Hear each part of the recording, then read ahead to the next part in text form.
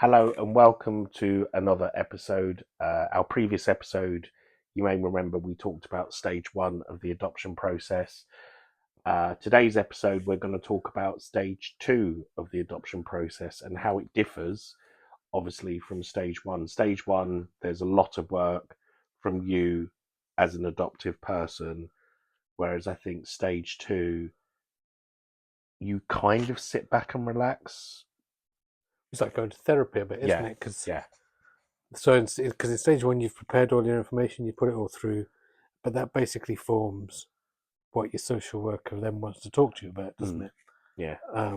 And I think we had 9 meetings.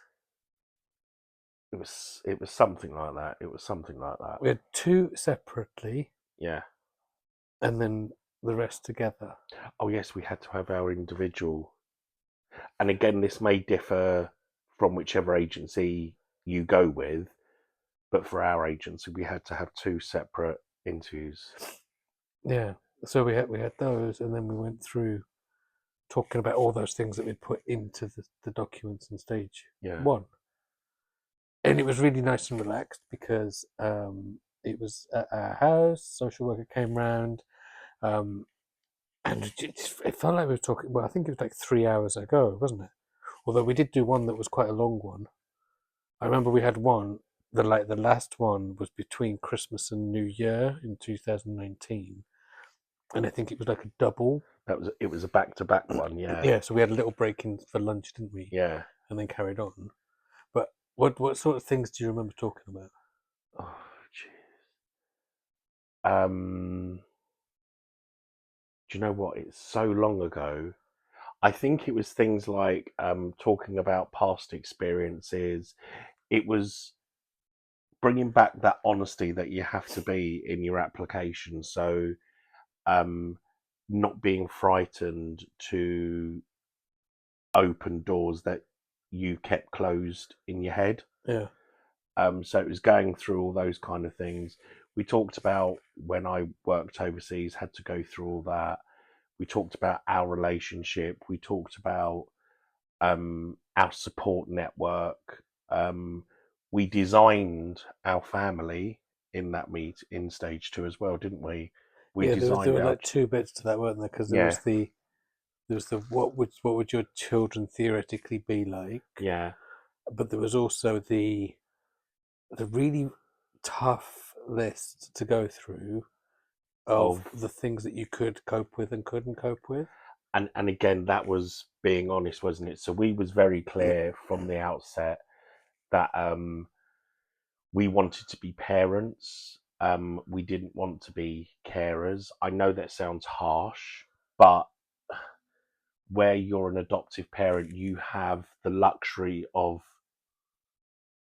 molding your family, designing your family, so to speak. But that said, you still don't always know what any children might present with at some point later down the road. Well, But you don't know that with birth children, do you? no, So, I remember like very specifically talking about, well, we couldn't practically we couldn't accommodate a child in a wheelchair because the well, the house house wasn't wouldn't have suitable. managed it, and there were lots of things like that, weren't there, about things that we thought we could cope with and couldn't cope with. I mean, we wasn't planning. We said we couldn't cope on a child that was on the sort of like massively on the spectrum of autism or neurodiversity. We also said we couldn't have sort of like Down syndrome or a child with a long term health condition. Unbeknownst to us, Yeah, because you don't know what you're going to end up with all the time. we've ended up with two children that are neurodivergent, and now we would not change No. that for anything. But we also had and I can't remember whether this was in stage one or stage two, but we had this health and safety visit for the house. We got told we was the best prepared family they had ever inspected for health and safety. We literally had no crosses on our health and safety checklist, and the reason being because they stupidly accidentally sent us the health and safety checklist. So we literally got the medicine cabinet, we got the fire extinguisher, we got the Yeah. locks on the doors. Yeah, and I still, there's still loads of stuff that we did, and then in reality, when you're actually parenting, it's like Yeah, when you don't necessarily do some of that stuff, keep them safe, but just do it sensibly. yeah. Um, and we also had the support network meeting, which was a really weird meeting, wasn't it? Because That was we've done a lot of conversations about support network, and support network's really important, and having all of the people around you who can help you and work with you as you adopt the children, notwithstanding that when children move in, you need to give them some time before you start introducing them to people. And so we had that meeting where we had all these people who were like friends, family, really supportive. It was a bit of a stressy day because we had the social worker coming. We were catering and doing food for everybody, and she she was was going to be also interviewing interviewing as some of well. those people, to see the ones who provided references. Um, but I remember us both standing like at the door of the room at one point and thinking it was really weird because the person who knew more about us and our lives than anybody in that room, including parents, family, everybody, the one person who knew it was the social worker. Mm. Um, and that was really reflected in the prospective adopter report, the PAR, wasn't it? Yeah, yeah. Um, how did you feel when you read it? Do you remember? It was tough. It was emotional. It was hard because your life is Laid out on laid paper. out on paper, um, and everything that you've talked about, everything that you've discussed, things that you just mentioned, sort of like to use the term blase, was in this PAR report, and you're like, did I say that? But that's our quarter past the hour clock. Um, but yeah, it was our life was laid out in front of us. Yeah, I remember printing it off at work. Mm, It was a Friday afternoon. I printed it off at work. Typically on a Friday afternoon, there was not that many people in the office, yeah, and I sat and read it, and I found it really difficult to read. Not because anything wasn't true, but just it was another one of those reflecting back on what had happened moments. yeah. So really weird, wasn't it? It was tough, and then I mean, stage two. Obviously, you go through all the process of stage two, which is ultimately getting you ready and prepared for panel. That's what stage two, for all intents and purposes, is getting you ready for that. Are you suitable to be adoptive parents? And again, that was the most weirdest experience. Stage two was quite heavy, sort of like lots of questionings and interviews and that, but the panel, Yeah, so we weren't told before panel, but we were told afterwards that we were the only people going to panel that day. So I remember we went into the ante room and sat with our social worker, and then we went into the panel room.